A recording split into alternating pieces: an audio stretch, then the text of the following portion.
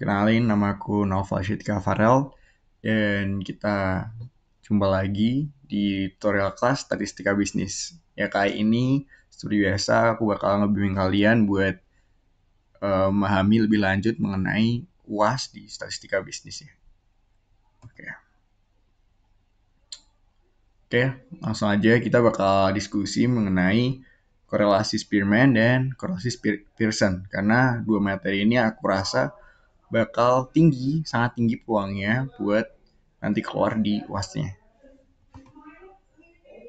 Yang pertama, korelasi Spearman. Sebenarnya yang kalian perlu ketahui mengenai korelasi Spearman itu tuh datanya tidak berdistribusi tidak normal. Dibanding Pearson, dia berdistribusi normal. Jadi perbedaan antara kedua korelasi ini adalah itu gitu sebenarnya. Nah, sedangkan untuk rumusnya yaitu rho sama dengan 1 min 6 sigma d kuadrat per n dalam kurung n kuadrat min 1. Rho itu bisa kalian sebut RS ya, R Spearman. D itu selisih peringkat X dengan Y dan N adalah banyaknya sampel. Oke. Nah, langsung aja kita ke latsolnya. Sebuah sampel kecil terdiri dari skor tentang uji persepsi mata atau X dengan kecerdasan mekanis atau Y. Berikut data kedua sampel tersebut. Kedua data menunjukkan tidak berdistribusi normal. Ujilah apakah terdapat hubungan persepsi mata dengan kecerdasan mekanis dengan alfa 5%. Langsung aja kita bahas. Yang pertama kita menentukan hipotesis 0 dan hipotesis satunya. Oke. Hipotesis 0 berarti rho-nya 0. Tidak ada hubungan antara uji persepsi mata dengan kecerdasan mekanis. Hipotesis 1 berarti rho-nya tidak sama dengan 0. Berarti ada hubungan antara uji persepsi mata dengan kecerdasan mekanis. Sedangkan untuk kriteria ujinya, tolak H0 jika R hitung lebih besar daripada R tabel. Nah, ini tuh sebenarnya udah paten yang kriteria uji. Jangan buat H0 dan H1 kalian tuh cuma perlu memperhatikan bahwa biasanya di H0 itu menunjukkan ketidakadanya hubungan gitu antara objek penelitiannya. Dan kalau H1 tuh biasanya ada hubungan kayak gitu ya. Langsung aja, sebelum kita masuk ke rumusnya, kita bikin tabelnya dulu. Ini bakal aku jelasin. Kalian tuh masukin data-datanya ke vertikal ke bawah ya, X dan Y. Jadi di sini tuh sebenarnya ada X, ranking X, Y, ranking Y, dan D kuadrat. Masih gimana gitu kan. Jadi udah kita mulai dari X-nya. Kalian tuh ngurutin dari angka yang paling besar ke angka yang paling kecil. Nah, kalau kalian lihat ini ada 30, terus ada 27, ada 25, itu diurutin.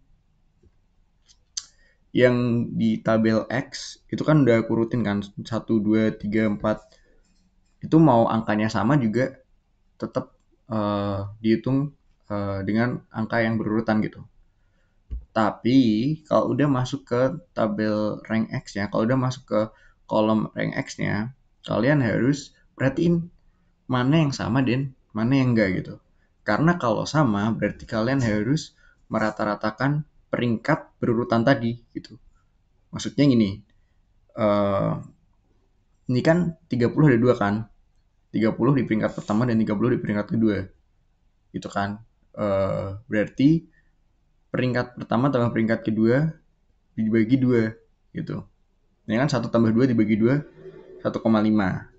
Terus udah lanjut, peringkat 3 27 itu ada 3 kan. Peringkat 3, 4, 5 itu semua 27. Kenapa ini jadi ranknya 4? Karena 3 ditambah 4 ditambah 5 terusnya berapa? 12 kan. 12 dibagi 3 4. Jadi kalian masukin rankingnya itu kayak gitu. Kalau ada angka yang sama berarti peringkatnya di rata-rata kayak gitu. Sama halnya dengan yang 25, terus yang 25 ya. Yang 25 juga sama tuh, 6 tambah 7 bagi 2 kayak gitu. Jadi kalian sesuaiin aja ya. Yang pertama kalian bikin urutan ranking yang berurutan angkanya. Yang kedua baru kalian pisahin mana yang sama dan mana angka yang nggak sama. Kalau angka yang sama kalian rata-rata berdasarkan peringkatnya kayak gitu. Terus hal yang sama berlaku di Y dan rank Y.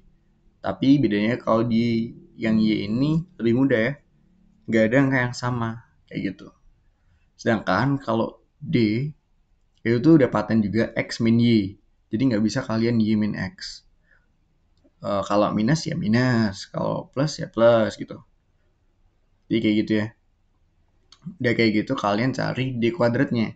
Tadi kan yang kita cari sigma D kuadrat, berarti seluruh penjumlahan dari D kuadrat. Kayak gitu. Dan ini hasilnya adalah 114. Oke. Itu sekilas tentang tabelnya. Kalau misal kalian ada yang masih belum paham, bisa kontak aku ya. Selanjut aja, kita masukin rumusnya. Rumusnya ya kayak tadi ya.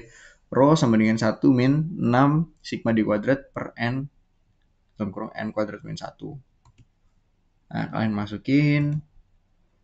Tuh. Nah, dapat kan hasilnya 0,95. Nah, setelah kalian mengetahui RS atau rho-nya, kalian langsung lihat tabel ya. Ini tuh tabel Spearman. Nanti ada tabel Spearman dan tabel Pearson. Nah, kan kita tadi alfanya diketahui 5%, berarti 0,05. N-nya ada 9. Langsung kita cari tuh yang N-nya 9 dan alfanya 0,05. Ketemu 0,600. Berarti R tabelnya adalah 0,6. Tuh.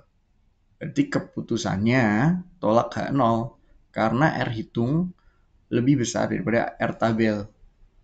Gitu. Kalau tolak H0 berarti apa? Berarti kan kalau H0-nya tidak ada hubungan, berarti tolak H0 berarti ada hubungan antara persepsi mata dengan kecerdasan mekanis. Jadi kayak gitu guys. Gitu ya. Nah, itu buat Spearman. Kira-kira kayak gitu. Jadi kalian coba belajarin. Aku yakin ini pasti keluar. Lanjut, ada korelasi Pearson. Nah, seperti yang aku bilang di awal tadi, kayak perbedaan antara korelasi Pearson dengan Spearman itu ada di datanya berdistribusi secara apa gitu. Normal atau enggak? Kalau normal kita pakai Pearson, kalau enggak kita pakai Spearman gitu. Jadi emang ada ya kita emang disediain situasinya ya. Nggak semerta-merta kalian bisa ngerjain soal pakai dua rumus ini. Terus rumusnya sendiri itu N sigma XY kurangi sigma X kali sigma Y dan lain-lain ya. Pokoknya kayak gitu. Kalian lihat aja. Dan ini nggak ada, oh ya, N itu jumlah sampelnya ya kayak tadi. Terus XY itu datanya. Kayak gitu.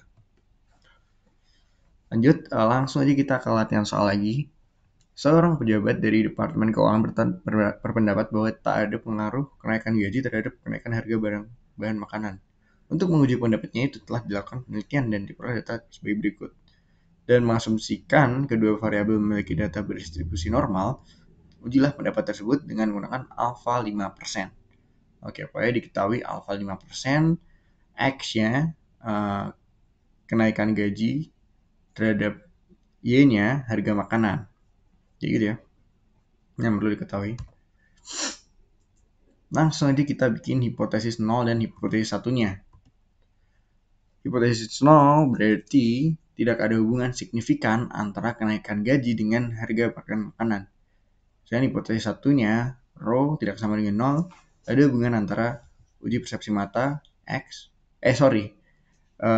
ini salah ya, harusnya antara kenaikan gaji dengan harga bahan makanan. Itu salah, tolong maafin aku ya. Terus kriteria ujinya sama, masih tolak H0 jika R hitung lebih besar dari R tabel. Nah, oh ya, kalian tuh kalau misalnya ntar UAS, kalian harus nulis H0, H1 dan kriteria ujinya ya. Jangan langsung pembahasan jangan langsung rumus, karena kalian rumus juga mau ngitung apa gitu kalau nggak ada hipotesisnya. Ini kan untuk membuktikan gitu. Jadi tolong kalian tulis aja 0, 1 dan kriteria ujinya gitu ya. Langsung aja kita hitung. Ya pakai rumus tadi langsung kita hitung.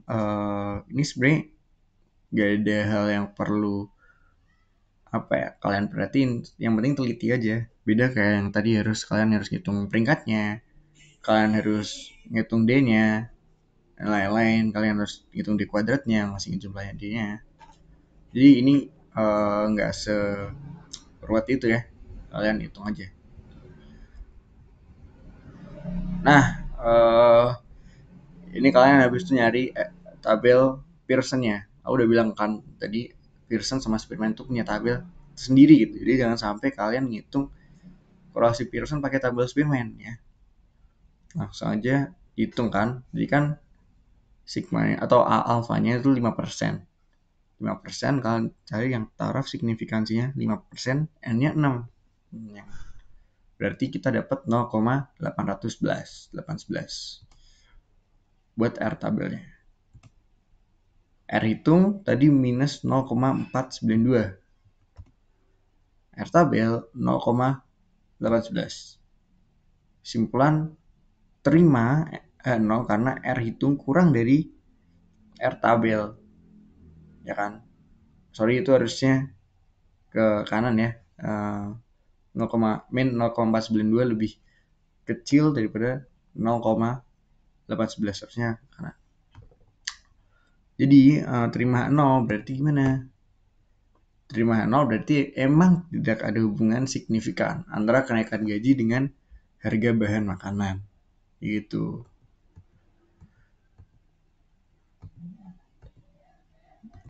Oke. Jadi sekian ya tutorial kelas online pada kali ini. Pembahasan kita ada Spearman dan korelasi Pearson ya. Kalau misalnya ada yang belum jelas, kalian bisa kontak aku Noval, bisa chat ke panitia tutorial kelasnya. Oke, sekian. Semoga beruntung dan terima kasih. Dadah.